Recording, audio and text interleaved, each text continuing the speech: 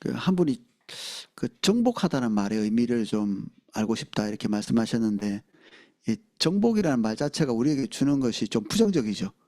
그 왜냐하면 우리 열강들이 그 식민지를 개척할 때 정복이라는 말을 많이 썼고, 그리고 대부분은 다 이제 기독교 국가였다 보니까 이제 선교하러 간다고 하면서 총을 들고 가서 추장이나 이런 사람들 쏴 죽이고, 그리고 예수 믿어 이렇게 얘기하는 이 이상한 식의 이상한 방식의 이제 전도, 그리고 그들을 이제 시장을 개척하고 또 거기에 있는 자원을 수탈하고 이렇게 한 나라들이 다 기독교 국가의 나라고, 또 그 사람들이 꼭 이렇게 정복하라 이런 말을 내세워 가지고 이미지가 아주 나빠졌죠. 정복이라는 말은 어, 완전히 이렇게 힘으로 압도하는 것, 그리고 통치도 마찬가지죠. 그래서 통치나 이 정복에 대한 이미지가 되게 우리 머릿속에는 좀 부정적으로 와 있는데, 그거는 사람이 하나님의 뜻을 온전히 반영하지 않은 상태에서 통치하기 때문에 그렇습니다. 정복도 마찬가지고, 하나님께서 온전히 다스리시면 정말 행복하고 완전해지고, 그리고 하나님께서 처음 지으신 그 생명의 찬 그런 다스림 속에 모든 피조 세계가 다 행복해야겠죠. 우리 인간도 마찬가지고, 그 우리 여종 목사님이 정리해 주신 그 선교적 교회 책에 보면 어, 구속, 구원 이 말 자체가 인간에게만 한정된 게 아니라 자연 세계, 산과 바다, 하늘 뭐 이런 것까지, 그리고 그 안에 있는 동물들까지 다 포함해서 하늘과 땅에 있는 모든 것들이 하나님의 통치를 기뻐한다, 구속을 기뻐한다 이랬거든요. 그러니까 하나님의 통치가 임하면 임할수록 행복해지죠. 근데 처음에 인간 하나님과 지적 그리고 정서적 감정적 동의가 완전히 이루어져 있어서 인간이 통치하는 게 곧 하나님이 통치하는 것과 진비 없었죠. 예, 아담은 그랬습니다. 근데 우리가 죄로 인해서 하나님의 모든 뜻, 감정, 그리고 그분의 성품 몽땅 다 잃고 나서 세상을 통치하려고 하니까 그 통치의 어, 기반에 탐욕들이 들어가 있죠. 그 인간의 생각이 들어가 있고, 그러면 이제 인간의 통치를 받는 존재들은 사람이든 자연이든 비극이 찾을 수밖에 없죠. 그래서 하나님은 100% 통치를 하시면 훨씬 더 좋아지고요. 인간은 혼자서 독재를 하면 심각한 문제가 생기죠. 그래서 독재를 하지 못하도록 서로 막 이렇게 견제하면서 그럭저럭 이렇게 꾸려나가는 것입니다.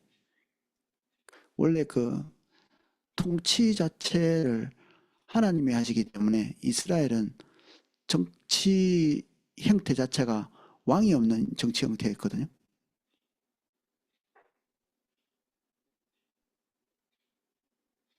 왕이 없기 때문에 어, 굉장히 불안할 수는 있겠죠. 그들을 지켜주는 그 군대 이런 것들이 없으니까. 근데 레위인들이 하나님의 말씀을 가르치고 그 말씀대로 살아가고, 그리고 시시비비는 장로들에 의해서 이제 판가름 받고, 이런 것으로도 충분히 국가가 이렇게 운영됐던 거죠. 그런데 주변 국가들이 군사력을 키우고 그 왕이 그것을 주도하고, 이런 주변 국가들의 불안감을 느낀 이스라엘 백성들이 저 왕의 어떤 통치를 원했죠.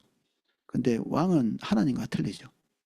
그래서 자기 사사로운 방식, 사사로운 방법 이런 것들에 기울어집니다. 하나님의 여러 가지 안전장치가 있었음에도 불구하고 그것을 지키고 그 가이드 안에서 하나님의 뜻대로 통치를 한 왕이 많이 없죠. 이 북이스라엘과 남유다로 나중에 나눠졌는데, 북이스라엘은 단 한 명의 선한 왕도 나오지 않죠. 남쪽은 한 서너 명 정도의 좀 이렇게 선한 왕이 나왔지만, 하나님의 통치같이 완전한 통치를 한 왕은 없습니다. 그래서 이 통치에 대해서 질문하신 분은 제가 그냥 판단했을 수 있는데, 우리 보편적으로 통치에 대한 나쁜 이미지 때문에 통치에 대해서 질문하신 것 같아요. 이 통치한다는 말이 무슨 말인가?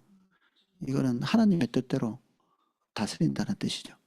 어, 그렇게 하면 너무 행복해지겠죠, 모든 것이. 동물의 세계도, 자연 세계도. 그리고 두 번째 질문, 주도권이 내려진다는 것은 어떻게 알 수 있을까요?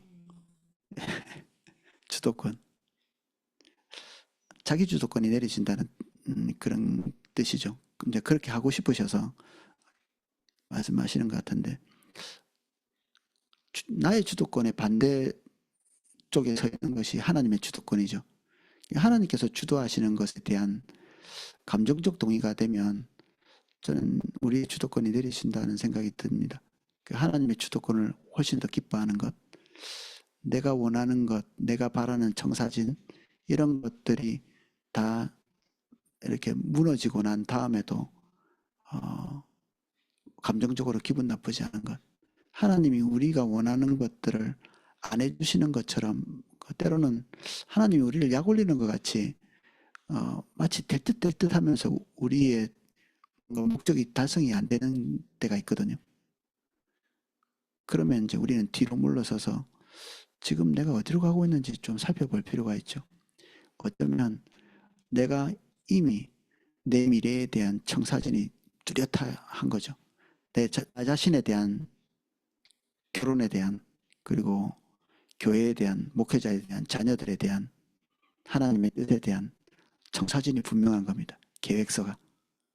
그래서 나의 결혼은 이래야 돼 라고 생각하면 그대로 안 되면 화가 나죠. 근데 하나님이 결혼에 대해서 어떤 생각을 가지고 계신지 분명히 이해할 필요가 있습니다. 내가 보통 여성들이 결혼에 대한 꿈을 꾸고 있는 게 있거든요.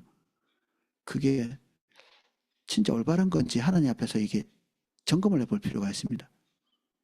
제 아내 같은 경우에는 자기가 가지고 있던 그냥 뭐 스위트홈에 대한 그 로망들, 그 남편과 정말 이게 손잡고 교회 가고 그리고 따뜻한 가정을 만들고 이런 나쁜 건 아니지만 하나님께서 가정에서 기대하고 계시는 원초적인 그림은 아니라고 볼 수 있거든요. 하나님이 우리에게 가정을 꾸리라고 하실 때 그 가정의 청사진은 우리가 꿈꾸는 로망하고 달라야 됩니다. 하나님께서 기대하고 계시는 딱 그 모습대로 목표가 달라져야 되는 거죠. 남자나 여자는 똑같고 자녀들도 똑같죠. 그러면 우리가 원하는 대로 되면 우리 주도권이죠. 이게 먼저 내려지고 난 다음에 그러면 이제 우리는 갈 길이 없죠. 표가 내려지지 않으면 세상 사람들은 자살하죠. 자기 목표를 향해서 달려가다가 그게 안 될 것 같으면 사람들이 자살하는 사람들이 있거든요. 사람이 목표 없이 살 수는 없죠. 거짓된 목표라도 있어야 세상 사람들의 경우에는 자살이라도 안 하고 삽니다. 아무 목표도 없이 그냥 쭉 굳세게 살아갈 수는 없죠. 근데 올바르지 않은 목표는 이제 종말에 가서는 아무 의미도 없는 것인 게 밝혀지니까 그리로 따라가면 안 되죠. 하나님께서 우리에게 주신 목표, 목적을 따라가야 되는데 이게 즐거워져야 됩니다. 이게 즐거워지는 것. 내 목적을 이루는 것이 통쾌한 게 아니라 하나님의 목적이 이루어지는 것이 통쾌해야 되죠. 그래서 형통하기를 되게 바라지만 형통함은 내가 원하는 것이 이루어졌을 때 형통하다는 말을 쓰면 안 됩니다.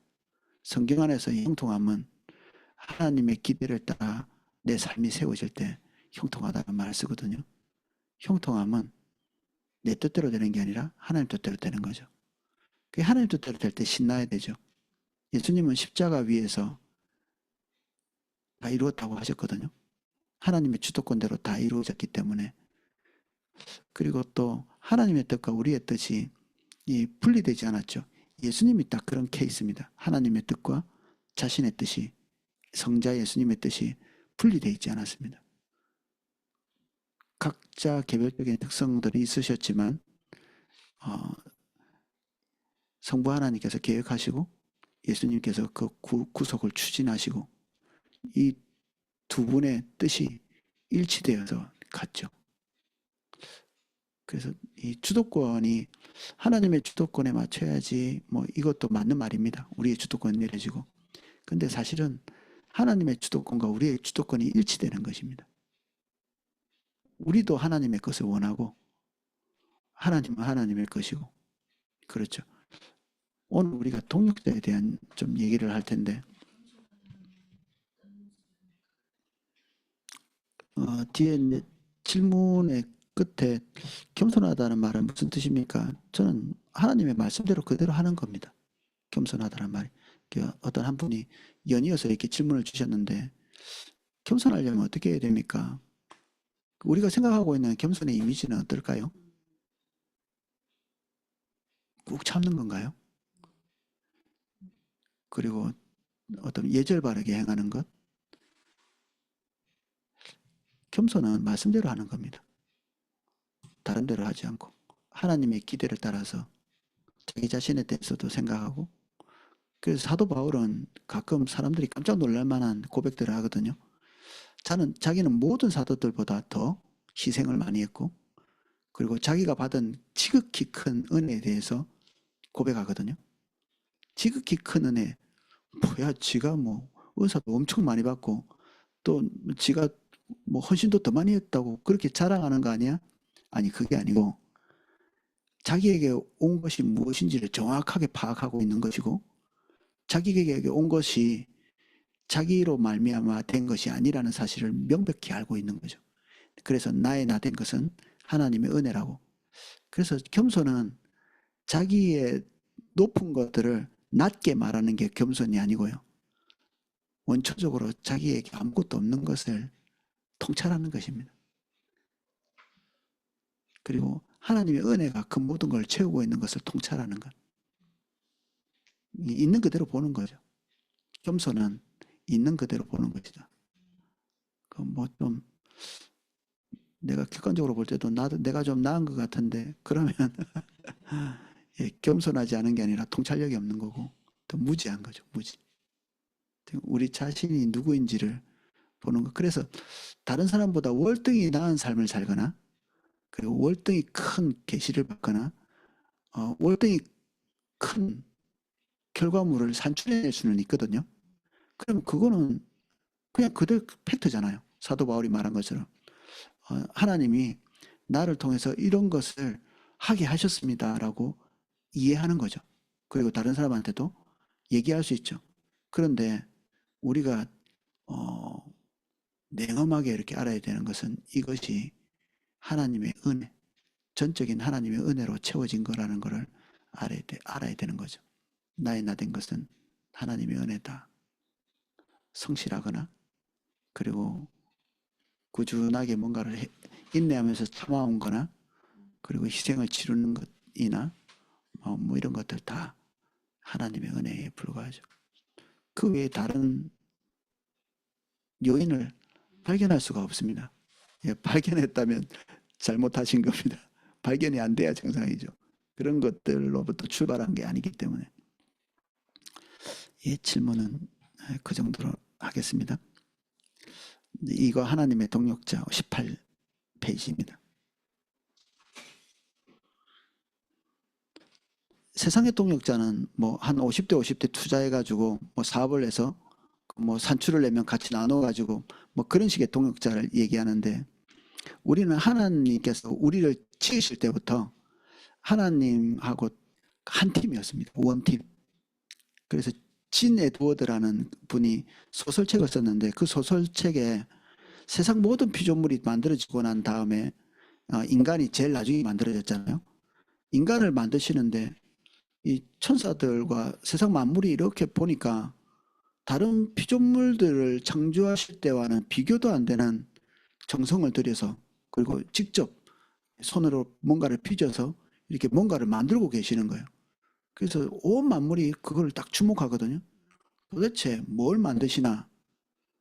그래서 주목해서 보면서 저 이제 그 소설이니까 그 어두운 가운데서 뭔가가 이렇게 걸어 나오는데 천사들이 그걸 딱 보니까 천사들이 그걸 보니까 어, 깜짝 놀랄 만한 것들이 만들어졌죠. 그게 그게 이제 탄성을 지르는데 어떤 천사가 이렇게 얘기합니다. 하나님이시다. 인간이 만들어진 걸 보고 하나님이시다. 근데 자세히 보니까 또 하나님은 아니야. 하나님이랑 엄청나게 유사하게 어떤 존재를 만드는 거예요. 이때까지 하나님을 형상으로 이렇게 카피해가지고 만든 존재가 없는데 우주 역사상 처음으로 하나님의 형상을 따라 뭔가가 지어졌는데 이게 도대체 뭐야 하고 세상 모든 피조물들이 깜짝 놀라는 거죠. 그럼 하나님이 눈도 있고 코도 있고 입도 있고 팔도 있고 그러신가요? 순간적으로 헷갈릴 수도 있습니다. 그러니까 사람이 이렇게 생겼지 이렇게 생각할 수 있는데 아니요. 하나님이 가지고 계신 고유한 성품, 특성, 그분의 인격, 그분의 일하심, 팔, 다리 이거는 하나님의 행하심을 상징적으로 표현하는 그런 이게 가시적인 어떤 형태입니다. 이런 것들이. 우리는 하나님처럼 전능하지는 못해도 우리의 팔을 가지고 우리가 생각하고 상상하는 것들을 좀 할 수 있죠. 하나님은 어디든지 무소부지하게 이렇게 움직이실 수 있는데 우리는 육체의 다리를 가지고 우리가 원하는 곳에 옮겨 다닐 수 있거든요. 하나님은 이제 머리가 없으시죠. 이게 육신 우리가 가지고 있는 것처럼 우리는 대뇌 피질로 생각을 하는데 이 대뇌를 가지고 하나님이 생각하시는 분이시거든요. 이렇게 하나님이 가지고 계시는 모든 종류의 기능, 능력, 그리고 성품 이런 것들을 우리가 오롯이 다 담아낸 존재죠. 그래서 우리가 생각하고 판단하고 결정을 내리는 것이 하나님이랑 같은 방향에 딱 서 있었습니다. 비록 전지전능하지는 않지만 하나님과 다른 방향에 서 있지 않는 거죠. 그래서 아담이 처음 탄생해서 한 일이 그 동물의 이름을 짓는 거였거든요. 동물의 이름을 동물을 한 번에 보고 하나님께서 동물을 지으신 의도를 정확하게 파악하고 이름을 딱 붙이거든요. 이름은 그 존재에 대한 하나님의 완전한 통찰을 해야만 붙일 수 있는 거죠. 여기에서 이름이라고 하는 것은 우리가 그냥 코끼리, 나무 이렇게 붙이는 그런 종류의 이름이라기보다는 하나님이 지으신 의도를 이해한 상태에서 그 특성에 맞는 어떤 호칭을 붙여준 거죠. 그러면 하나님이 그 동물 하나하나 그리고 창조물 하나하나에 가지고 계시는 의도를 완전히 통찰하셨기 때문에 하나님께서 인간이 통찰했기 때문에 하나님이 인간이 동물에게 붙인 이름을 수용하시죠. 어떻게 이름을 짓나 이렇게 보고 그걸 수용하십니다. 하나님께서 야야야 그거 잘못했어. 너 이것도 모르냐 하면서 다시 가르친 게 아니라 그걸 분명히 이렇게 동의를 하실 만큼 인간은 하나님과 같은 방향성에 서 있었다. 그리고 하나님이 행하신 것들을 완벽히 통찰하고 있었다는 것입니다. 하나님의 것을 통찰한다. 어느 지점까지 통찰하는가? 이 통찰력이 순종을 만들어내기도 합니다. 하나님과 가까이 있는 영적 존재가 있거든요. 하나님과 아주 가까이 있는 하나님의 보좌라고 이렇게 불려지는 케투빔 이렇게 부르기도 하는 우리가 스랍 또는 우리가 알고 있는 천사의 몇의 이름하고 그런 영적 존재들을 알고 있죠. 그런데 천사는 아닌데 하나님의 보좌에 있는 존재가 눈이 가득하다고 되어 있거든요. 눈이 가득하다는 것은 통찰력을 얘기하는 것이고 실제로 영적 존재이기 때문에 우리처럼 눈이 3개, 4개 이렇게 수십 개 달려 있는 건 아닌데 완전한 통찰을 할 수 있도록 우리가 상상할 수 없을 만큼의 통찰력을 가지고 있는 존재가 하나님을 보좌하고 있는 거죠. 그렇게 통찰해야 되는 이유가 뭐죠? 하나님과 같은 방향, 하나님의 의도를 이해하고 그 뜻대로 순종해야 되니까 그런 통찰을 할 수 있는 존재가 된 거죠. 그래서 인간도 처음 만들어질 때 하나님의 뜻과 의중과 성품을 오롯이 담은 존재로 창조되어서 하나님께서 그들에게 하나님의 모든 통치권을 몽땅 이렇게 맡기십니다. 네가 하면 내 뜻대로 되는 거야. 이런 것이. 네가 하면 내가 한 거나 똑같아. 이렇게 인정하신 거죠. 그 존재에게. 그 피조 세계는 그거를 아니 뭐야. 저 이제 제일 늦게 만들어져 가지고 저거한테 내가 다스림을 당해야 돼. 그런 게 아니라 그들도 동일하게 인간에게 비록 다스림 받지만 야 이게 하나님께 다스림 받는 거나 똑같다. 이렇게 인식하고 말을 듣죠. 땅이 말을 들었거든 그 전에. 나중에 죄 짓고 난 다음에 어떻게 되죠? 땅을 경작하는데 말을 안 듣습니다. 이 야채를 내야 되고 인간이 원하는 걸 내야 되는데 엉겅퀴를 내죠. 이렇게 인간에게 쓸모없는 것들을 지멋대로 이렇게 내는. 그래서 인간의 말을 안 듣게 됐는데 들을 필요도 없지 않았을까 싶습니다. 제가 볼 때는 하나님 뜻대로 통치를 안 해. 주의 뜻이 뭔가 이게 이제는 이제 죄를 짓고 난 다음에 하나님과 분리된 이후에는 세상 만물이 볼 때도 인간이 하나님이랑 영 같은 길에 서 있지는 않다. 그러니까 말을 안 듣죠. 누가 여러분들의 말을 듣지 않거든. 내가 하나님과 같은 결에 서 있지 않구나. 이렇게 생각하셔도 무방하지 않을까 싶습니다. 그럼 어떻게 해야 돼요? 누군가가 우리 말 안 들으면 싸대기를 한 대 때려야 되나요? 예, 자기를 돌아봐야죠. 왜 사람들이 나를 무시하고 내 통치를 잘 받지 않을까? 난 지금 어디에 서 있는 걸까? 하나님이 통치하시는 거하고 비슷하게 통치를 하는 걸까? 이 의문을 막 가질 필요가 있습니다. 자기 자신을 대단히 신뢰하고 있는 사람들도 있더라고요. 그러나 그 신뢰가 자기 도끼, 자기 발등에 이렇게 도끼로 찍는 것처럼 어느 시점에 함정에 빠질 수도 있습니다.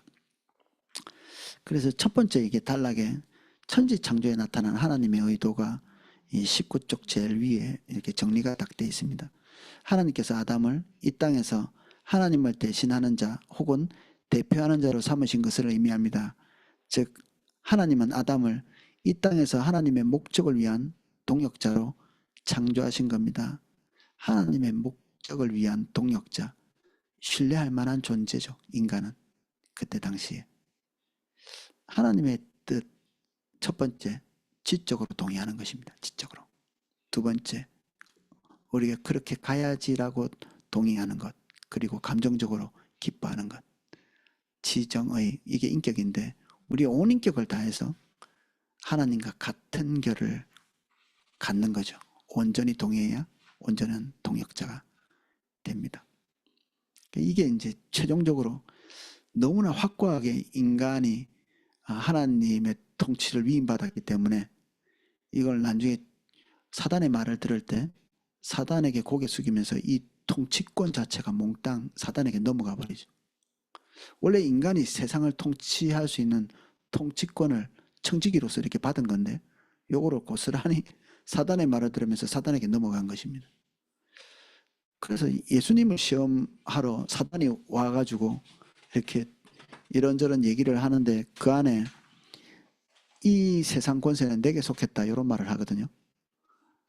예수님께서 이 몹쓸 놈이 어디 거짓말하노 이렇게 하는 게 아니라 그에 대해서 침묵하십니다.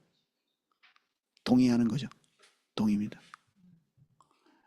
그러면 사단이 누군가로부터 그걸 받은 건데 하나님이 주신 건 아니죠. 당연히 하나님께 쫓겨났는데 인간이 사단의 말을 듣는과 동시에 순종함과 동시에 넘어가 버리죠. 우리는 순종하는 자에게 통치권을 넘겨주는 거거든요. 여러분들이 누군가에게 순종하면 통치권을 내주는 겁니다.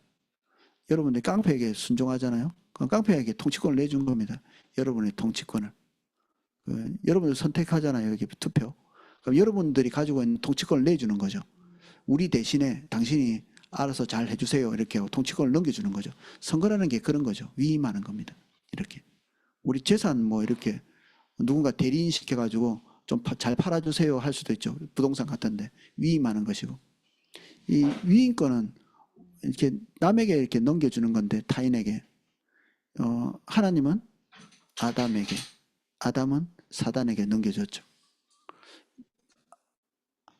원래 자기 게 아닌데 거짓으로 탈취해 나갔죠. 사단은 자기가 획득한 통치권을 알아서 순순히 내줄까요? 알아서 순순히 안 내줄까요? 예, 사단은 알아서 순순히 내주는 존재가 아닙니다. 그걸 하나님의 아들 예수 그리스도께서 십자가에서 머리를 깨뜨리고 빼앗아 오셨습니다. 빼앗아 오셨어요. 무력으로. 그래서 하나님 나라는 대단히 폭력적입니다. 어떤 면에서는. 협상을 잘 하셔가지고 가지고 온 것이 아니고 사단의 머리를 깨뜨리시고 그가 가지고 있는 것들을 강제로 이렇게 뺏어온 거죠. 니가 아니야. 그래서 이제 우리 하나님의 백성들 그리고 예수 그리스도 안에서 속해 있는 자들은 그 통치권을 서서히 예수 그리스도와 함께 다시 획득하고 사용할 수 있죠. 하나님의 나라가 온전히 이루어질 때 우리는 그 통치권을 완벽하게 사용하게 될 텐데 그것이 지금 현재도 계속해서 확장되고 있는 중입니다. 우리 안에서 교회를 통해서.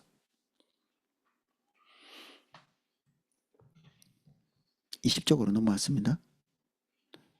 동역자의 삶의 의미.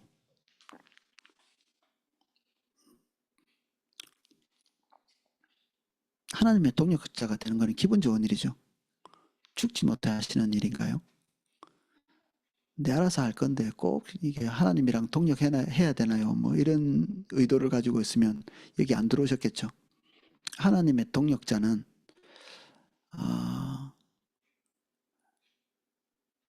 세상 동역자하고 다르게 50대 50으로 의견을 맞출 수가 없습니다. 50대 50으로. 하나님의 뜻 50, 내 뜻 50, 타협합시다 하고 하나님과 악수하고 시작할 수 없습니다.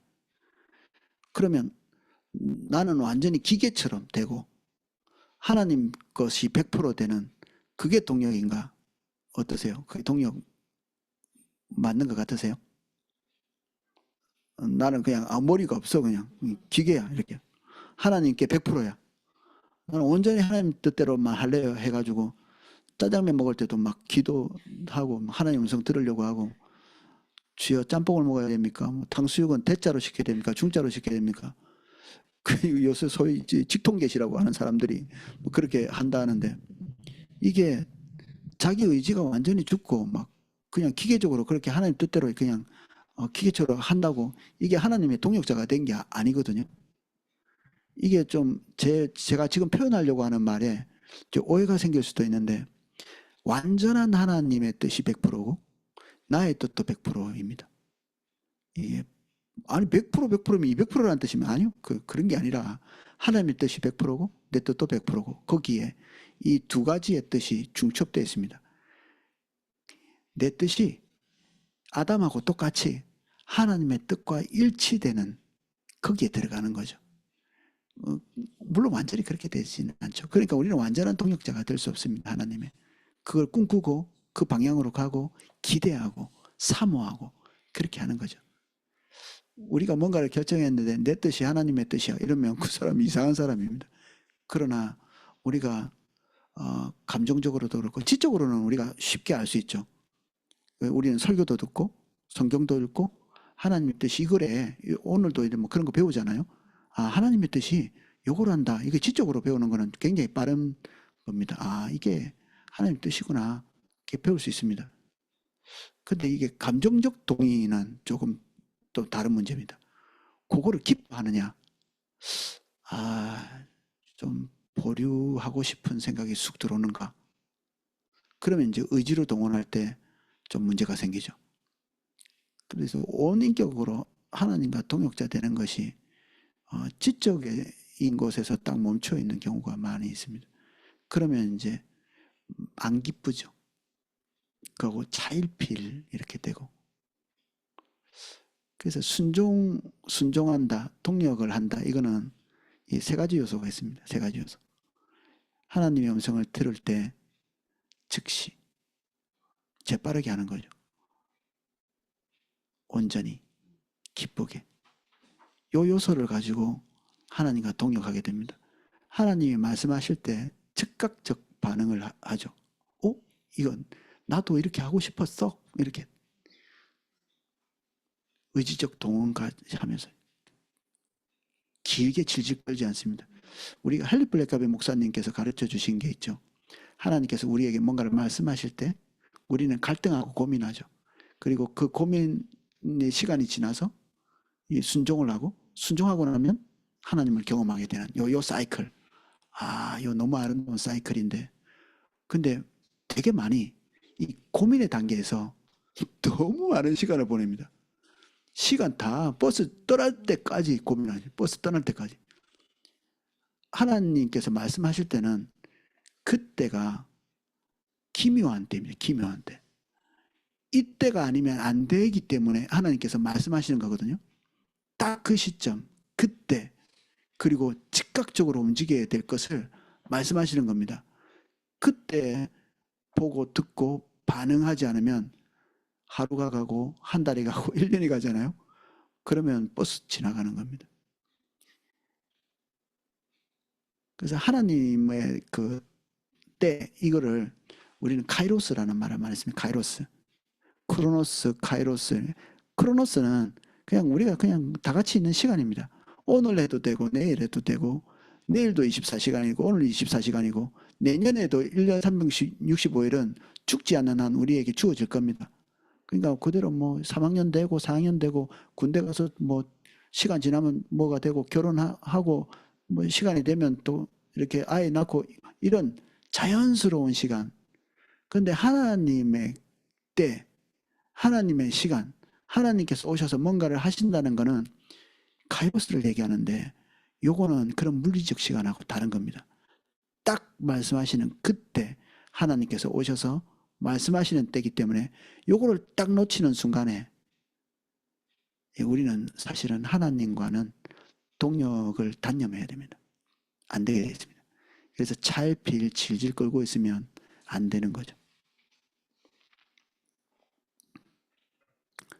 우리 모세가 하나님을 화나게 만들었죠. 하나님께서 오셔서 뭐 이런저런 얘기를 하시거든요. 하나님의 뜻은 그거였죠. 그 이스라엘 백성들이 이제 이런저런 이제 어려움을 가지고 하나님께 탄원을 하는데 하나님께서 계획을 이렇게 하십니다. 그리고 모세에게 말씀하신 게 이겁니다. 옆에 이제 계획의 말씀이 있는데 하나님의 계획은 그들을 애굽인의 손에서 건져내고 그들을 그 땅에서 인도하여 아름답고 광대한 땅, 젖과 꿀이 흐르는 땅, 곧 가나안 족속, 헷 족속, 아모리 족속, 브리스 족속, 히위 족속, 여부스 족속의 지방에 데려가려 하노라. 이제 가라. 이스라엘 자손의 부르짖음이 내게 달하고 애굽 사람이 그들을 괴롭히는 학대도 내가 보았으니 이제 내가 너를 바로에게 보내어 너에게 내 백성 이스라엘 자손을 애굽으로 인도하여 애굽에서 인도하여 내게 하리라. 하나님의 뜻은 지금 이스라엘 백성들을 이집트에서 끄집어내겠다 이런 얘기를 하시는 거거든요. 이게 하나님의 계획입니다. 근데 이 계획은 모세가 태어날 때 만들어진 게 아닙니다. 모세가 지금 어느 날 갑자기 막 불꽃이 타오르고 막 이런 걸 봤어요. 불꽃이 타오르는 것을 본 순간 하나님의 계획이 쫙 만들어진 게 아닙니다. 이거는 벌써 언제 만들어졌느냐? 아브라함 사실 그 전부터 만들어진. 근데 이게 가시적으로 인간 역사에 나타난 것은 아브라함 때죠. 그러니까 하나님이 이 모세에게 나타날 때 자기 소개를 할 때 이런 소개를 합니다. 굳이 안 해도 될 소개. 내 조상의 하나님이 아브라함의 하나님, 이삭의 하나님, 야곱의 하나님. 지금 모세에게 할 이 지시 내릴 하나님의 계획은 이미 선제적으로 아브라함에게, 이삭에게, 야곱에게 계시된 바로 그 말씀을 오늘 너와 함께 한 계단을 가겠다 이렇게 말씀하시는 거거든요. 모세가 몽땅 다 하지도 못합니다. 모세는 모세가 해야 될 딱 그 단계만 있습니다. 그거를 오늘 너와 함께 하려고 한다 얘기를 하시는 거거든요. 전체 계획은 아직 창창하게 남았습니다. 아직 모세가 죽고 난 뒤에도 다 이루어지지 못합니다. 아직 거듭거듭되는 많은 계획이 있지만 모세는 자기 시대에 조금 한 부분을 담당해야 되는데 그걸 가라고 명령하시거든요. 계획은 어디에 있었죠? 예, 하나님 자신에게 있었죠. 주도권은 하나님에게 있고. 뭐 다른 예도 많이 있습니다. 예, 모압과 암몬 그리고 마혼의 연합군을 물리친 뭐 이런 사건, 사울을 전도하고 치유한 아나니아의 뭐 이런 계획들, 이게 다 주도권 계획을 처음 세운 게 그 하나님을 사랑하는 어떤 사람이 계획한 게 아닙니다.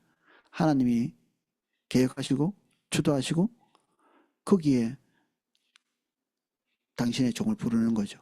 하나님의 백성을 부르십니다. 동의하면 갈 수 있고 동의하지 않으면 갈 수 없습니다. 그래도 모세나 되니까 하나님이 화를 내시죠. 내가 알아서 한다니까 가! 이렇게 하시죠. 근데 모세보다 더 위대한 거절자들이 많이 있습니다. 거절자들. 예. 하나님을 화나게 하다 못해 단념하게 만드는, 절대 안 가는. 그 나중에 이제 이런 분들의 처지가 어떻게 되는지 나중에 나오지만 극한의 후회를 하게 되는 곳에 있습니다. 극한의 후회. 이를 갈며 슬피 울미 있으리라. 이거는 이제 지옥 간다는 얘기라기보다는 극한의 후회. 여러분들 후회해 보셨어요? 후회 안 해보셨어요? 자신의 삶이나 그리고 자기 계획, 뭐 어떤 행한 일에 대해서, 과거의 일에 대해서 다 이루셨나요? 다 이루었다. 이렇게. 저는 진짜 너무 고통스러운 후회가 있거든요. 내가 왜 그래? 지금 생각만 해도 쥐구멍에 들어가고 싶은 그런 기억들이 있습니다. 옛날에 그 누구 말 안 들어가지고 진짜 뭐 대중들 앞에서 개망신을 당한 적이 있었거든요. 내 고집대로 막 부득부득 막 해가지고 지금 뭐 엄청 후회하죠. 그때 내가 좀 다른 사람 말 듣고 좀 합의하고 이렇게 했으면 그 수치를 안 당했을 텐데. 제가 학생회장할 때 뭐 이게 무슨 큰 프로젝트를 준비했는데 그 내가 크리스찬 재즈 팀을 불러가지고 이 믿지 않는 사람들에게 이 그리스도인의 음악성을 좀 알려주고 싶은 이런 갸륵한 뜻을 가지고 이제 우리 담임 목사님, 이제 제가 있는 교회가 예능인 교회였거든요. 그래서 진짜 한 30년, 40년 된 진짜 훌륭한 음악가들이 많이 있었는데 그 팀을 부른 거예요, 제가. 그래서 이제 내가 얼마나 훌륭한 교회 다니나 봐라, 이제 과시도 좀 하고 싶고. 그 왔는데 딱 그 시간에 그 유명한 배우가 왔어요. 그 이제 우리 예능 예대가 있는 그런 학교였기 때문에. 근데 제가 이제 다른 사람이 그 시간 피해서 하지 이러더라고, 누가. 그 불신자가 그랬어요. 그래서 제가 무시했죠. 네가 믿음의 세계를 뭘 아냐. 그냥 내가 하나님 신뢰하고 그냥 한다고 생각했죠. 하나님 신뢰하고. 근데 재즈팀 팀원들 날고 기는 사람들이 20명 가까이 왔거든요. 그 무대 만들고. 근데 관객이 2명 왔어요. 관객 2명. 그 학생회 회원들이 진짜 부끄러워가지고 앉아있지도 못하고, 저는 뭐 학생회장이니까 그 자리를 이탈할 수도 없고, 그 옆에 있던 그 회계가 나보다 10살 많은 학생이었거든요. 누님, 저분들 모욕비라도 좀 더 챙겨주세요. 그러니까 그분은 그 법대로 하는 분이에요. 아니야, 원래 책정된 대로 할 거야. 이렇게. 제가 빌었어요. 막 이렇게 제발 너무 창피한데 이거 좀 해주세요. 이렇게 했는데, 그래 네가 회장이니까 내가 알아서 내 뜻을 꺾을게. 이래가지고 조금 약간 더 드렸는데 그게 부끄러움을 막아주지는 못하더라고요. 후회라는 거 진짜 이게 세상에 별것도 아니잖아요, 사실은. 쥐구멍에 들어가고 싶은 부끄러움을 이 땅에서 한번 경험해 보셨다면 이를 가는 정도의 후회다. 뭐 해볼 만한가요? 나는 성도님들이 해볼 만할 거라고 생각하는 것 같아요. 뭐 구원받았으면 됐지 뭐 이렇게 하는.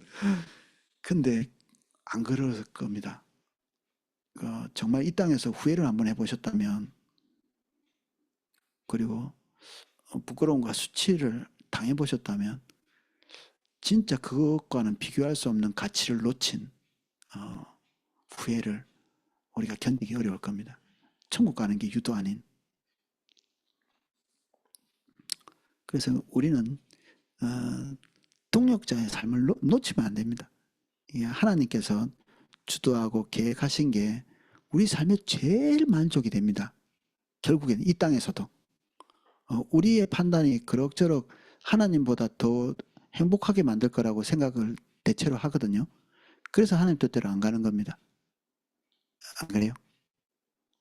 하나님 뜻을 따라가면 정말 행복할 거야, 만족스러울 거야, 좋을 거야 라고 판단하시고 안 가세요? 그렇지는 않죠. 내가 볼 때는 하나님 뜻대로 이렇게 하면 막대한 복지에 타격이 있을 것 같으니까 안 가는 거거든요. 우리가 부끄러울 것 같아서, 창피할 것 같아서, 내가 가지고 있는 얼마 안 되는 거 이거 놓칠까 봐. 그래서 하나님 뜻대로 못하죠. 그래서 우리는 하나님을 좀 아는 게 필요합니다. 하나님께서 주도권을 가지고 우리에게 계시하는 것들을 충분히 좀 알 필요가 있습니다. 하나님은 세 가지를 계시한다고 돼 있죠. 하나님 자신과 하나님 목적과 하나님과의 길. 뭐 어렵지도 않습니다. 이게 굉장히 심오한 내용이라기보다는 굉장히 상식적인 일입니다. 뭐 통역을 하려면 목적을 알아야 되는 거죠. 우리 통역 쉽게 이런 거 알 수 있는 거죠. 그리고 하나님의 길들을 계시한다. 우리가 뭔가 계획한 게 아니라면 하나님께서 무슨 생각이 있으시겠죠. 그리고 그 하나님의 방법대로 당연히 해야 되는 것이고. 저는 조금 어려운 게 뭐냐면 이 세 번째 하나님 자신을 계시하는 것. 이게 좀 우리가 어려울 세상 동역자하고는 좀 다른. 뭐 세상 동역자도 어느 정도 신뢰를 할 수 있을 만큼 돼야 동역을 하는 거지만 상대방의 인격이나 이런 게 우리가 동역하고자 하는 그 사건만 일치되는 생각만 가지면 되잖아요. 그 사람이 뭐 음란한 사람이든 탐욕스러운 사람이든 일단 나하고 뜻이 맞아서 뭐 가게를 같이 하면 그 사람 뭐 회나 잘 뜨면 돼. 횟집을 만약에 하면 회 뜨는 기술만 있으면 되고 남 돈 댈게 이게 동역을 이렇게 하면 되는데 하나님의 일은 주도권 자체가 하나님께 전적으로 있습니다. 반반이 아니고 하나님이 전적으로 주도하셨기 때문에 그분이 누구인지에 대한 이해가 없으면 하나님께 모든 것을 다 걸 수가 없게 되죠. 여러분 돈 100만 원도 남한테 안 빌려주잖아요. 함부로. 줬다면 뭐 떼먹는 사람한테 누가 돈을 빌려주겠어요. 그 사람의 인격을 신뢰하고 있을 때나 뭔가 이렇게 맡기는 거지. 사도 바울 같은 것은 사도 바울이 하나님에 대해서 어떤 표현을 썼냐면 내가 나의 의뢰한 자를 안다 이런 표현을 썼거든요. 내가 나의 의뢰한 자를 안다는 것은 의뢰했다는 뜻이 전당포에 뭘 맡겨놓는 것 나중에 찾아가기 위해서 뭔가를 맡겨놓는 걸 얘기를 하거든요. 하나님을 얼만큼 이제 신뢰하냐면 사도 바울이 전당포에다가 내 물건을 맡겨놓고 나중에 찾아갈 때 아무 이상 없이 찾아갈 거라는 것을 믿는 것 같이 뭘 맡기냐면 생명을 맡겨놓습니다. 하나님에게. 내가 나의 의뢰한 자를 신뢰하기 때문에 내 생명을 맡겨놨다. 그러면 그분이 어떻게 처리하든지 간에 믿을 수 있다는 얘기죠. 어떻게 처리하셨을까요? 예수님이 사도 바울의 생명을 극적으로 살아날 수 있게 해주셨을까요? 그게 마지막 편지였어요. 사도 바울이. 그 고백을 하고 순교합니다. 이게 마지막 편지였죠. 이게 디모데에게 쓴 편지.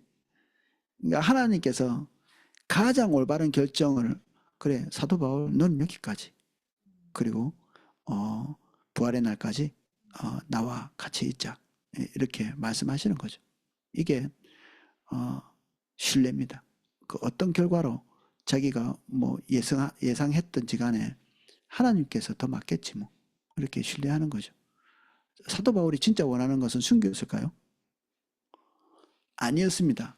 우리가 부활에 대한 그 부활장에 보면 사도 바울은 뭘 기대했냐면 자기가 살아있을 때 예수님이 재림하시는 거였습니다. 그래서 자기가 육체를 벗지 않은 상태에서 부활하는 걸 원했습니다.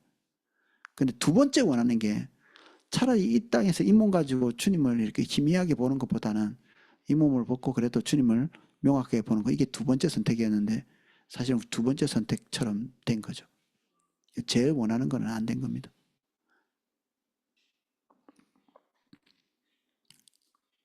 그래서 하나님의 목적을 계시하는 것, 이것도 중요한 부분이고, 하나님의 또 일에 동참해야 되니까 뭔지를 알아야 동참하잖아요. 그리고 하나님의 길을 알아야 되죠. 순종할 수 있게. 하나님께서 구체적으로 당신이 어떤 방식으로 일을 할 것인지를 우리에게 말씀해 주십니다. 이게 엄청나게 중요합니다. 요게 자신, 목적, 길 중에 하나만 빠져도 우린 주님 앞에서 이렇게 온전한 산출을 낼 수가 없습니다.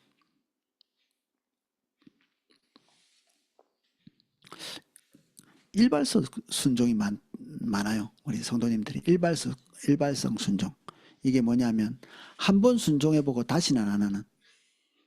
우리 성경에 봐도 일발성 순종이 많죠. 사사들 한때 마음 크게 먹고 막 목숨 걸고 애따 모르겠다 이게 하나님께서 원하시는 대로 올인 팍 해가지고 짜잔 승리를 했어요. 근데 그 뒤에 시름시름 지 마음대로 이렇게 삽니다. 그리고 우리도 간증거리는 다 있죠. 하나님 경험한 거 다 있습니다. 전부 다. 내가 말이야 10년 전에 뭐 이게 하나님을 이렇게 경험하고 20년 전에 이렇게 경험하고 작년에 이렇게 경험하고 지금은 이게 순종도 하나님에 대해서 충분히 몰라도 순종할 수 있습니다. 하나님이 어떤 분인지 충분히 몰라도 지적으로 알고 그리고 우리가 하나님께 순종해야 된다는 지식은 알고 있지만 하나님께서 왜 그 일을 하시고 하나님의 성품 안에서 어떻게 이게 산출됐고 주님이 어떤 마음을 가지고 계시고 그리고 하나님과 이게 사랑의 교제 안에 있지 않으면 한 번에 그 마음 크게 먹고 한 번 순종했다가 그 뒤에는 간담이 녹아서 못합니다. 왜냐하면 하나님의 사이즈는 우리의 사이즈와 달라서 하나님의 인도를 따라 한번 가보면 우리의 자원으로 감당할 수 없다는 걸 알게 되거든요. 내가 생각한 거하고 완전히 다른데 이렇게 됩니다. 하나님의 인도를 따라가다 보면 처음에 뭣도 모르고 가죠. 이게 모세 보십시오. 도대체 얼만큼 기대했는지 모르겠지만 한 고비 한 고비마다 모세가 기대한 것 상상하던 그 이상이 나중에 하나님께 와서 약간 불평 비슷한 말을 하죠. 아니 하나님이 역사하시지도 않고 이 사람 바로는 바로대로 날리고 백성들은 백성대로 날리고 하나님은 역사도 안 하시고 이런 불평을 합니다. 예레미야는 어땠나요? 예레미야도 이런 얘기를 합니다. 내가 나가서 하나님 말씀대로 전파해 보니까 그들은 말 안 듣지. 들어놓고 말 안 듣지. 내가 말할 때마다 핍박은 오지. 내가 이 입을 딱 다물고 그냥 아무 말도 안 해야지 하면 뼛속에서 막 불이 막 일어나가지고 말을 안 할 수가 없고 이게 스트레스가 되는 거죠 이게. 막상 하나님의 일을 그럭저럭 해보려고 한 번은 시도합니다. 전부 다. 하나님 뜻 한번 해봐야지 뭐. 다들 착하시니까. 뛰어들었어. 그런데 하나님의 자원으로 외에는 안 되는 사이즈라는 것을 늦게 발견하게 되거든요. 그게 깜짝 놀라는 거죠. 이게 도대체 뭐야 이게. 내 자원을 쏟아 부어봤자 안 되는 거 막 허덕이면서 이렇게 가거든요. 어떻게 잘 지탱했어. 그럭저럭 지탱하면서 가. 그래서 결실을 맺었어. 그러면 이제 한 달락 됐어. 이제 그러면 마음에 하나님을 경험하고 나서 이런 결심을 합니다. 내가 다시는 하나 봐라. 하나님의 인도를 따라 잘 가야지 이런 게 아니라 이 간담이 손을 큰일 날 뻔했네. 어떻게 승리는 하긴 했지만 다음에 할 때 주저주저하는 겁니다. 포도나무 교회가 있잖아요. 건축 한 번 할 때마다 간담을 서늘하게 하는 일이 꼭 있었거든요. 나 여주 목사님을 존경하는 게 그 간담이 서늘한 일들을 계속 계속 이렇게 지금 6차례인가 걸쳐가지고 계속하는, 이게 주님과 밀접한 관계가 없으면 가능하지 않습니다. 사랑해야 죽지 못해서라도 따라갑니다. 사랑해서, 사랑할 때. 남 일이면 절대 못합니다. 남 일이면. 제가 초등학교 때는 그 드라마가 뭘 의미하는지 제가 잘 몰랐거든요. 어떤 여자가 그 6.25가 한참 끝났는데 그 지리산에서 발견된 거예요. 그 발도 썩고 있잖아요. 영양실조 걸리고 막 한 10년 돼가지고. 누구냐면 빨치산이었어요. 빨치산. 이 전쟁 끝났는데 무슨 빨치산이 거기서 10년 동안 숨어가지고 그 산에서 숨어 있다가 그 민가에 내려와가지고 고구마 같은 거 훔쳐 먹다가 걸린 거야. 이렇게. 그래가지고 잡혀온 거지. 도망도 못 가고 이제 몸이 너무 아프니까. 그래서 이 사람이 뭐 그 정도로 이렇게 사상이 대단한가. 나중에 이제 이 사람은 무슨 뭐 무슨 소? 보호소 같은데 이런데 가는데 이제 나중에 이제 그 드라마가 이렇게 끝나면서 그 어떤 목사님인가 신부인가 기억이 잘 안 나는데 이 사람하고 그 사람에 대해서 이렇게 얘기를 하거든요. 그러면서 아, 저 여자는 진짜 공산주의 사상이 투철한 사람이 지금 10년이 지났는데 저 고생을 하면서 있군요. 이렇게 했어요. 그런데 그 목사님이 그런 얘기를 합니다. 저 여자는 사상이 투철한 게 아니라 자기 남편을 사랑해. 남편이 빨치산이었던 거야. 남편이 공산주의 혁명에 완전히 그냥 올인했는데 어쩌다가 이제 총 맞아 죽은 거예요. 남편을 사랑하니까 거기에 머물러 있는 거예요. 여자인데 그 남자가 가지고 있던 가치, 생각 이걸 고스란히 받아들인 거예요. 뭐 공산주의 관심 없어요. 이 여자가. 그 지금 제가 이해가 돼요. 그 우리 와이프는 저의 빠거든요. 이게 완전히. 이게 어떨 때는 제가 한 말을 고스란히 저한테 할 때가 있습니다. 내가 그 성경부 때 이렇게 한 말을 지가 배워놓고 나중에는 마치 자기가 깨달은 양 이렇게 나한테 가르치는 이게 같이 이제 완전히 뒤죽박죽 돼가지고 누가 누구를 가르치는지도 모를 정도로 이렇게 돼버린 거거든요. 아마 우리 와이프는 제가 이제 좀 이렇게 침몰하는 뭐 어떤 상황이 돼도 아마 도망치거나 이렇게는 안 할 거예요. 이게 같은 공동 운명체가 이미 되어가지고 분리가 안 돼, 이게 더 이상. 뭐 육체적으로, 뭐 정신적으로, 영적으로 분리 불가능. 이게 분리되면 이제 뭐 일찍 죽는 거지. 이렇게 늙어서 이제 원래 배우자가 죽으면 다른 배우자 일찍 죽는다잖아요. 이게 너무나 이렇게 밀접하게 붙어 있기 때문에 이게 뭐 남자 여자가 이렇게 너무 친하면 입덧도 같이 한다고 제가 들었거든요. 나는 그 정도는 아니지만 이게 사랑의 관계 안에 있을 때 진짜 끝까지 갈 수 있습니다. 일발서 순종은 일발성 딱 한 번 또는 두 번, 제가 3번까지 했잖아요. 이렇게 3번 여기까지는 뭐 사랑의 관계라기보다는 그냥 종교성, 이게 투철한 뭐 종교심 그런 걸로 할 수도 있지 않나 싶습니다. 근데 우리는 삶을 제사로 드리라고 이렇게 말한 것처럼 하나님이 어떤 분이신지 알고 그분에 대해서 매료되고 그분의 뜻이 너무 좋고 그분의 뜻과 내 뜻이 분리가 되지 않고 그러면 그게 패턴이 되는 거죠. 또 헌금합니까 아니라 헌금하는 것이 삶의 패턴이 되는 거죠. 또 순종해야 됩니까가 아니고 순종이 삶의 패턴이 되는 것입니다. 사랑 언제까지? 언제까지가 아니고 그게 삶의 패턴이 되는 거예요. 나 이것도 참았고 저것도 참았고 막 저것도 참았고 이거는 참은 게 아니고 벼르고 있었던 겁니다. 이렇게. 폭발할 때까지 벼르고 있었던 거예요. 한 번, 두 번, 세 번 참았어. 어느 날 뻥 폭발한 하나님의 성품하고는 전혀 상관없이 무지막지한 인내심으로 뚜껑을 눌러놓고 있었던 거죠. 언젠가는 불순종하게 돼 있습니다. 동역자는 아니었다. 한두 번 그럭저럭 순종을 했지만 진짜 동역자는 아니었다. 왜 일발성 순종에 그쳤느냐? 하나님 자신을 잘 몰랐다. 이 땅에서 하나님의 목적은 우리의 자원과 능력으로 할 수 있는 일들이 아닙니다. 그것은 지금 21쪽 맨 마지막 읽고 있습니다. 하나님의 자원과 능력으로 가능한 일들입니다. 그러므로 우리가 하나님의 목적을 보고 그 일에 동참하려면 믿음이 없이는 불가능합니다. 믿음 뭐예요?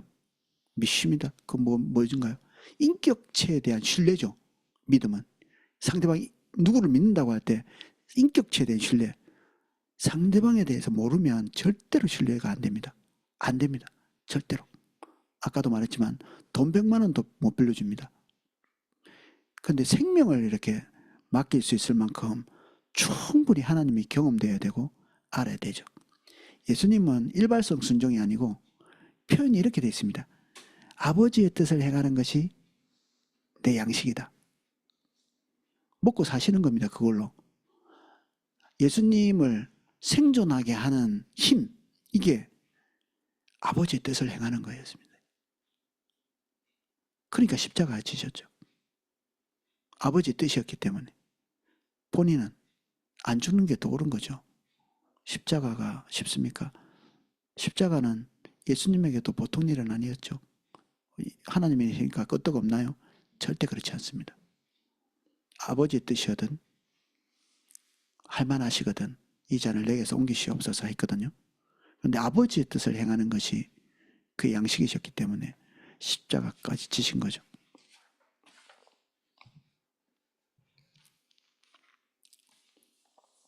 우리는 출애굽 사건에서도 이런 것들을 볼 수 있다. 그래서 저는 22쪽 맨 마지막 블럭 인간의 동참 한번 읽어보겠습니다. 성경이 말하는 동역자의 삶에서 중요한 요소는 인간의 동참입니다. 하나님께서 주도권을 잡으시고 하나님의 능력으로 하나님의 목적을 성취하되 하나님은 사람을 통해 그 일을 이루십니다. 이것은 하나의 신비이며 놀라운 하나님의 사랑의 표현입니다. 하나님이 혼자 하시면 훨씬 잘하시죠. 하나님은 세상을 말씀으로 창조하신 분입니다. 근데 굳이 왜 우리를 굳이 우리는 뭔가 하나님을 도와줘야 될 것 같은 생각을 하는 경우가 있습니다. 나 없으면 안 될 것처럼. 그래서 불순종을 하죠. 근데 사실은 우리가 순종하는 것이 영광이죠. 순종하는 것이.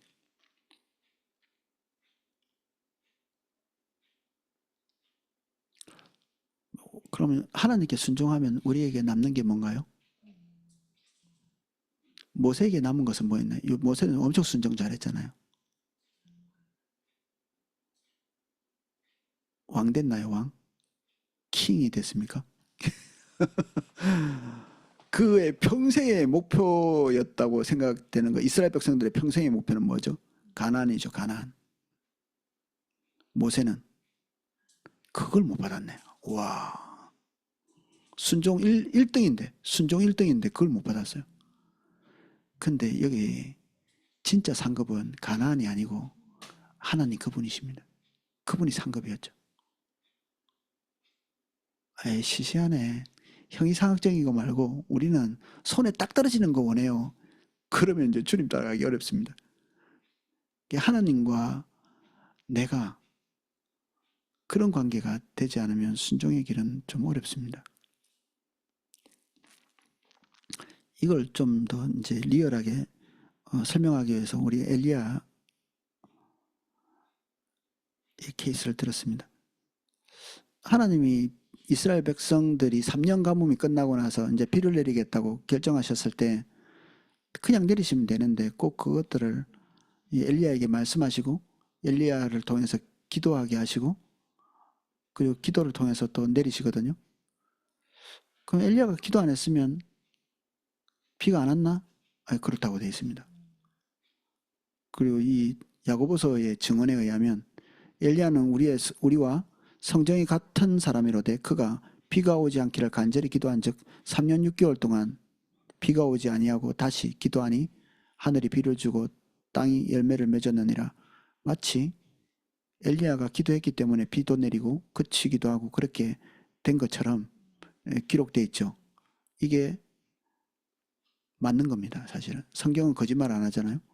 근데 또 한 면에서는 하나님이 결정하신 것, 이것도 그러면 둘 중에 어느 게 맞나? 1번 하나님이 결정하셨다.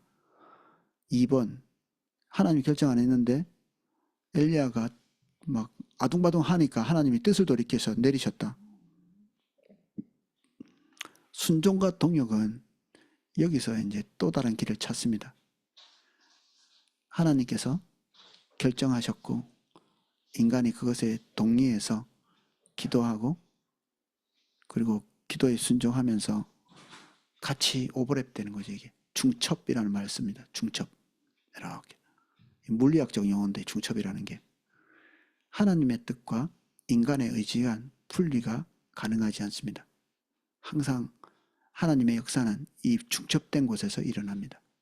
분리 안 된다. 어느 게 먼저입니까? 예, 중첩이라니까요. 분리가 안 됩니다.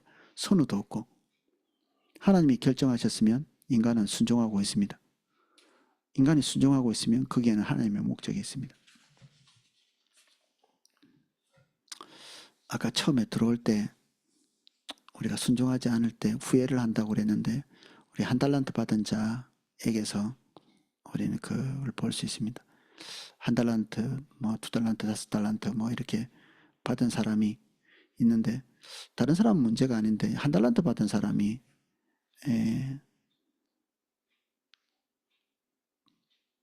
그 주인에게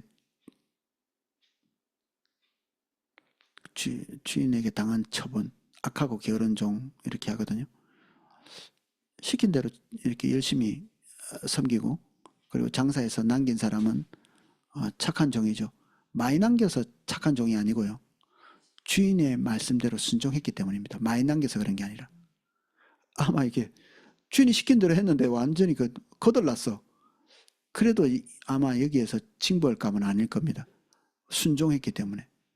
근데 지금 한 달란트 받은 사람의 문제는 뭐냐면 주인에 대한 첫 번째 이해가 잘못되어 있었다. 그리고 주인의 기대를 따라서 움직이지 못했다. 자신의 뜻대로 주도적으로 그냥 결정해서 한 달란트를 장사하지 않고 파묻어 놓은 거죠. 뭐 결론은 그렇습니다. 슬플며 이를 갈리라. 예수님의 처방이죠. 이게 마지막 처방. 후회가 되는 것입니다. 도대체 순종할 때 얻는 것이 무엇이길래 이토록 큰 후회를 하게 될 것인가? 하나님 나라가 임할 때 우리는 모든 사람이 하나님과 어떠한 관계를 맺고 있는지를 알게 된다는 거죠. 천국은 수평적입니까? 아니 그렇게 그리지 않습니다. 천국이 수평적이지 않습니다. 천국도 막 그 위아래가 있고 이거 살기 피곤하겠네. 그렇지도 않습니다. 이게 권위라는 것은 정말 아름다우고 하나님 위에 계시죠. 우리 인간은 아래에 있고 이런 그 질서라는 것이 너무 아름다운 구조인 겁니다. 질서를 통해서 우리가 상처받고 고통받고 불이익을 당한 경험들이 다들 있으시니까 이거 위아래나 권위나 다 부정적인 겁니다. 이렇게. 아까 정복에 대해서 어떤 분이 질문하셨는데 이것도 정복이란 단어에 대한 부정적인 인식을 너무 많이 했기 때문에 정복 딱 할 때 벌써 기분 안 좋죠. 이 성경에 정복이라는 단어가 다스림? 뭐야 뭐 다스림. 이것도 우리의 이미지 속에서 이게 불편하게 다가올 수밖에 없도록 우리는 부정적인 경험들을 너무 많이 한 거죠. 하나님께서 우리에게 주실 영광스러운 것들, 인간이 인간은 갈망이 있잖아요. 우리 마음속에 황홀한 것, 아름다운 것, 위대한 것, 충만하고 싶고, 그리고 이렇게 좀 뭔가 이렇게 소속되고 싶고, 어떤 완전한 이게 그 관계의 충족을 누리고 싶고 이런 그 본능들이 이렇게 있습니다. 사실 이런 본능들은 원초적인 상태를 반영하는 거라고도 볼 수 있거든요. 우리가 하나님과 완전한 연합, 그리고 완전한 동력, 그리고 그것으로 인한 만족감, 그리고 그 일의 성과, 이런 것들이 우리를 정말 행복하게 해주는 거죠. 너무나. 주님의 인도를 따라서 뭔가를 행해갈 때 우리는 하나님을 더 깊이 알게 됩니다. 더 깊이. 아무것도 안 하는 사람은 아무것도 모른다. 하나님은 계속 움직이고 계시거든요. 근데 어떤 사람이 딱 가만히 정지해 있다. 그러면 움직이시는 주님과 초점이 안 맞습니다. 이게 안 맞습니다. 이게 계속 어긋나게 되죠. 이렇게 어긋나게 돼. 희한하게 성령의 인도를 받지 않는 사람은 그래도 교회 안에서는 성령의 인도를 받지 않아도 그 종교성으로 교회에 충실하게 출석 잘할 수 있거든요. 근데 모든 다른 일들은 잘 안 부딪힙니다. 근데 성령의 인도를 따라 가기로 결정한 것은 사사건건 대립합니다. 이 기묘한 일이죠. 하나님과 이런 살가웠고 살아있는 교제를 하고 있지 않으면 종교성이 투철한데도 하나님의 성령께서 하신다고 믿어지는 일들에 대해서는 적극적 방해자가 됩니다. 바리새인처럼, 사두개인처럼.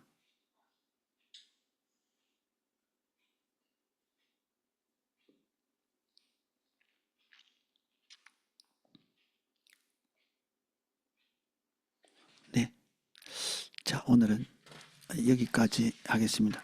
그리고 이과의 요점을 제가 정리해서 읽고 난 다음에 지금 여기 참여한 분이 49명, 49명인데 제가 3명씩 쪼개서 10분의 시간을 드리겠습니다.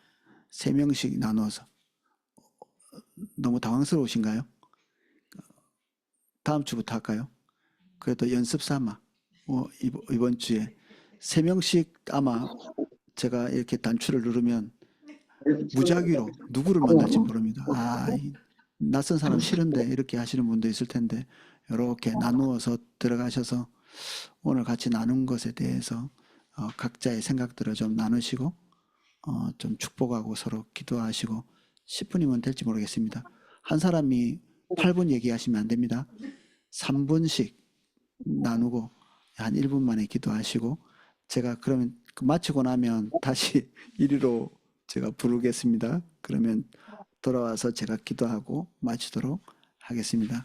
그리고 오늘 목사님 하면서 다음 주부터 해요. 방 다음 주부터 해요. 다음 주부터 예 그리고 예. 연습은 한번 해보도록 하겠습니다. 오늘 연습 삼아 오늘 한번 해보겠습니다.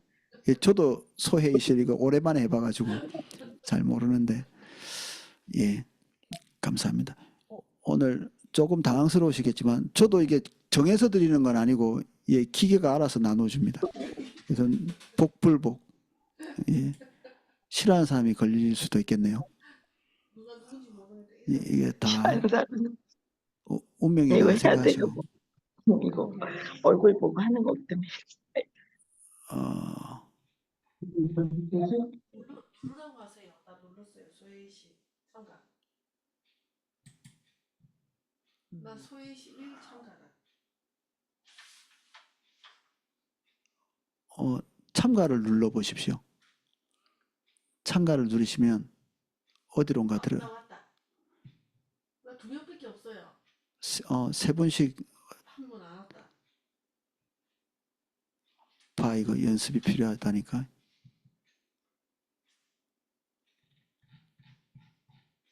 목사님도 어디 가십니까? 아니 제가 잠깐만요. 나 왔다.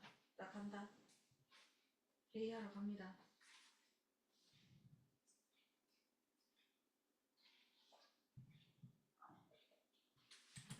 회의는 옆방 가서 하고 올게요. 거기서 이게 어떻게 나눠지는 거지? 야야 나눠줬어요.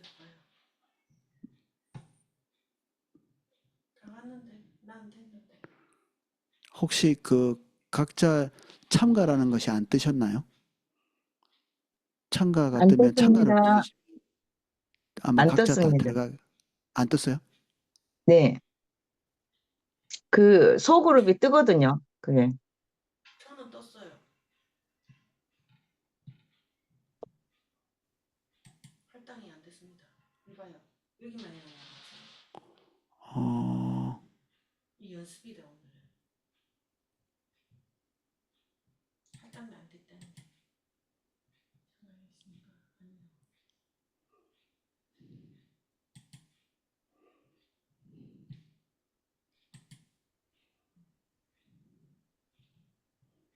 9개를 만들어야지.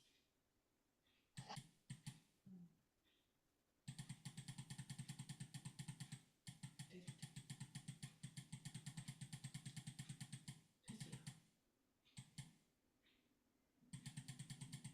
안 되면 사람이 40명인데 이렇게 하면 어떡해. 그 몇 개, 3명씩 들어가는 거지?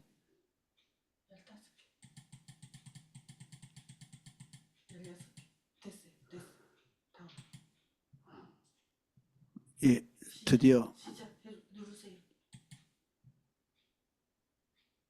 시작 누르세요.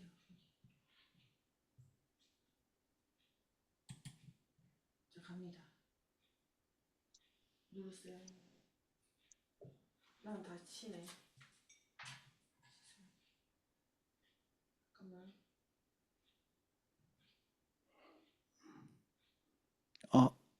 45초만 좀 기다려 보시죠.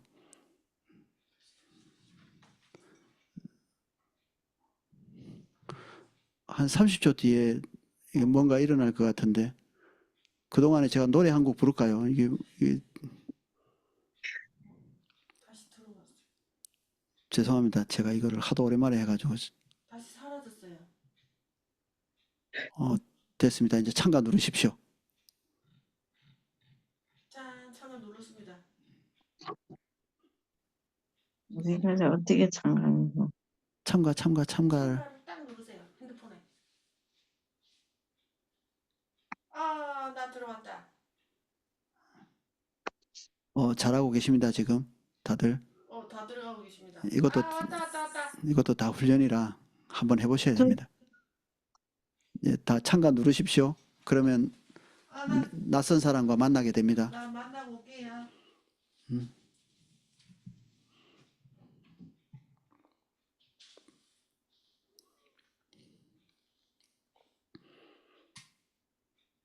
참가를 누르십시오. 이봉석 선도님.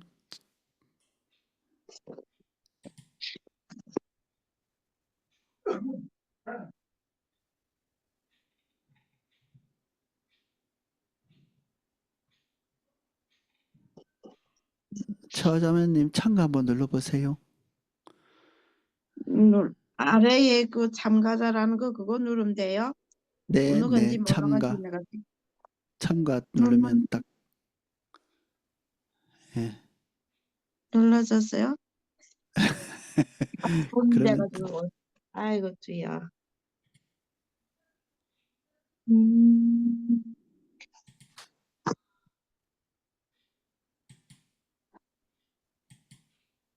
15로 들어가십니다. 신현숙 자매님은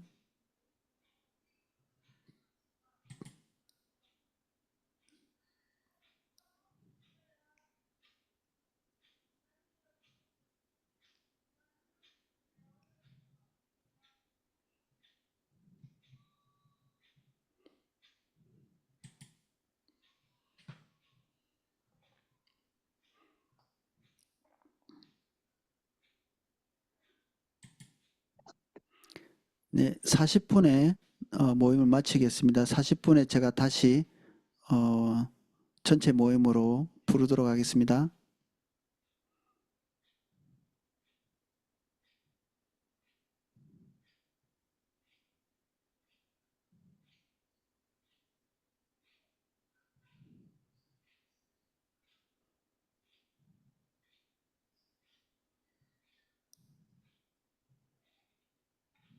아직 못 들어가신 분 계시는구나.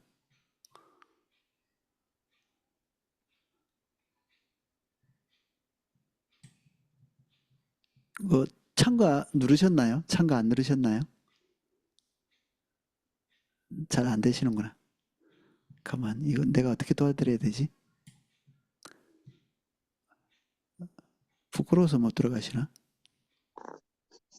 아니, 저는 들어가고 싶은데 어떻게 눌러야 될지. 아, 저 가만 있어. 음, 야, 이걸 어떻게 도와드려야 되지?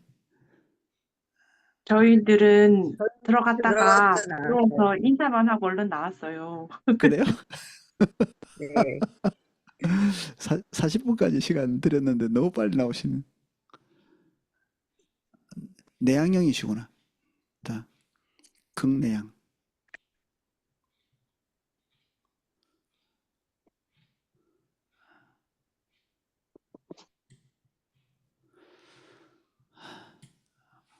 우리 최보인 성도님은 1교구신가요? 2교구신가요? 이교구. 아, 그죠. 저는 3교구, 4교구 맞다가 지금은 4교구 맡고 있는 최호영 목사입니다. 아마 주일날 못 뵈가지고 아마 좀 얼굴이 낯설 수도 있습니다. 여기서 보면 되지 뭐, 자주. 예. 제 방 한번 보여드렸죠. 예, 여기는 조그만한 방송실입니다. 조치원에 있는. 최화 자매님은 우리 집에 한번 오셨는데 우리 송명진 자매도 한번 오시고. 알겠습니다. 음. 목사님, 저 아직 못 들어갔어요. 어떻게 됐어요? 아, 이건 우리 최화 자매님이 우리 오이코스 리더님한테 좀 배우시면 좋겠어요. 이거 들어가는 방법을. 아, 그래요? 아, 그러지 않으면 제가 다음 주에 들어가면 어떻게 안 될까요? 다음 주에 내가 우리 딸 집에 가서 딸한테서 배워가지고 들어갈게요. 네네. 그 처음이 돼가지고 제가 어디로 어떻게 들어가는지 몰라가지고. 요거 이제 오늘 예고를 안 해드리고 갑자기 해가지고 그래도 좀 나누고 이렇게 헤어지는 게 좋을 것 같아서. 그럼 다들 부끄러워하시고 계시는란가? 빨리 맞춰드릴까? 아이고, 아이고, 아이고.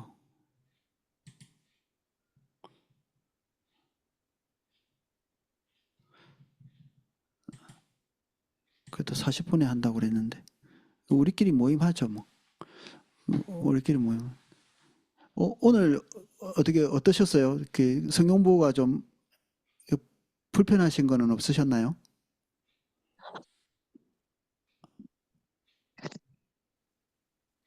소리는 잘 들리셨는지 모르겠다. 찬양할 때는 뭐 소리는 잘 찬양할 때 들렸어요. 예, 찬양 잘 찬양도 들렸어. 좋았고요. 뭐 울리진 음, 않죠. 네, 울리진 않아요. 너무 잘 들리고 했는데 제가 음. 주일날 가서 제가 리더님한테 배우든지 배워가지고 들어갈게요. 이게 될 수 있으면 조금 이렇게 화면이 큰 걸로 보시면 더 집중이 잘 됩니다. 노트북 이렇게 애들 가지고 있는 노트북 이게 좀 활용하셔도 좋고 핸드폰은 너무 작아가지고 잘 안 보이기도 하고 그래서 저는 엄청 큰 TV를 지금 보고 있습니다. 한 칸 한 칸이 다 잘 보입니다. 그러니까 좀 시험 들라고 시험 들 수도 있습니다. 너무 잘 보여가지고 주무시고 계시는 분도 있어가지고 아까 시험 들 뻔해가지고 제가 화면을 넘겼습니다. 다 말이 자꾸 더듬어지더라고 이렇게 더듬더듬. 동역자의 삶에 대한 이해는 잘 되셨나요? 같이 이것저것 나눴는데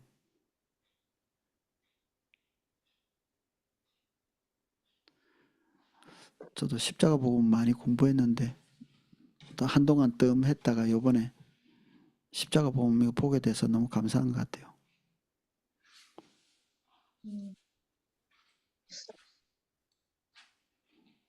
성도님들하고 같이 있을 때 더 많이 잘 보이는 것 같아요. 혼자 공부하는 것보다는 같이 나누고 그래서 나누는 시간이 되게 좋으실 겁니다. 앞으로.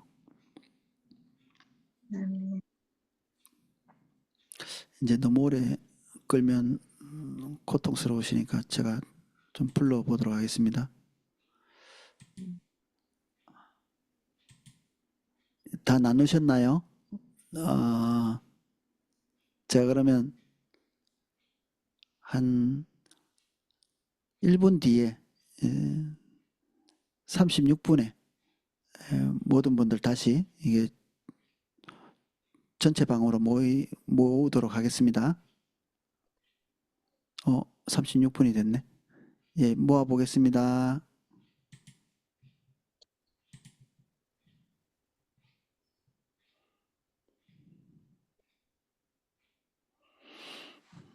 오십 50초 뒤에 모든 모임이 닫힙니다.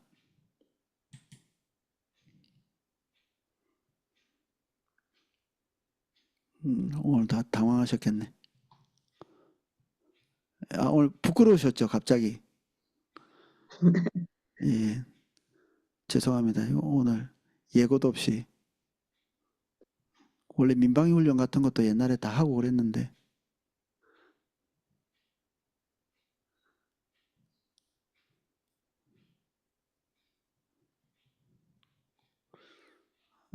예, 잘 들어오고 계십니다. 우리는 지금 이렇게 하면서 한 팀이 돼가고 있는 겁니다, 지금.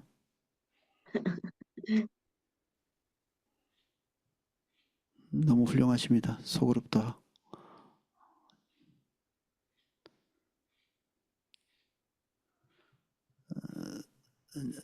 예, 38, 41 조금만 더 들어오면 다 들어옵니다.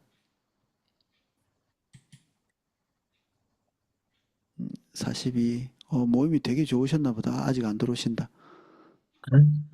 그리고 예. 아니, 다 들어왔어요. 들어오세요. 우리 와이프도 소그룹 아직 하고 있네. 빨리 안 오네.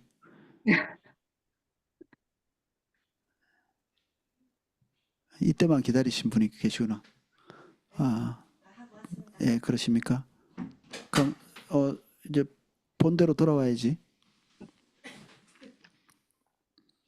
못 따라오신 분 계십니까? 예. 다 모임이 좀 불편하셨죠? 어색했지만 괜찮았어요. 조금 어색했죠? 좋았어요. 아, 예, 좋았다는 분 내향형이고 고통스러워하시는 분 내향형이시고 그렇습니다. 앞으로 이제 하고 나면 한 10분 정도 시간을 드리고 좀 피드백 주셔서 야 이거 너무 길어서 고통스럽다 그러면 좀 줄이고 너무 시간이 부족하다 그러면 좀 늘리고 이렇게 한번 해보겠습니다. 그러면 이제 제가 마무리 기도하고 모임을 마치도록 하겠습니다. 목사님, B라고 써져 있으신 분이 누구신지 모르겠어요. 우리 성함을 이렇게 써주셔야 출석 체크를 할 수 있거든요. 근데 또 우리 영어를 잘 못, 예, 그렇습니다. 반갑습니다. 예, 감사합니다. 감사합니다. 우리가 영어에 좀 약합니다. 기도하겠습니다.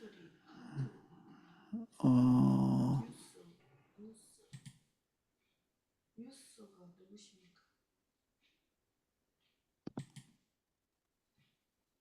예, 제가 알고 있습니다. 예, 기도하겠습니다. 주님, 저희들 통역자로 불러주셔서 감사합니다.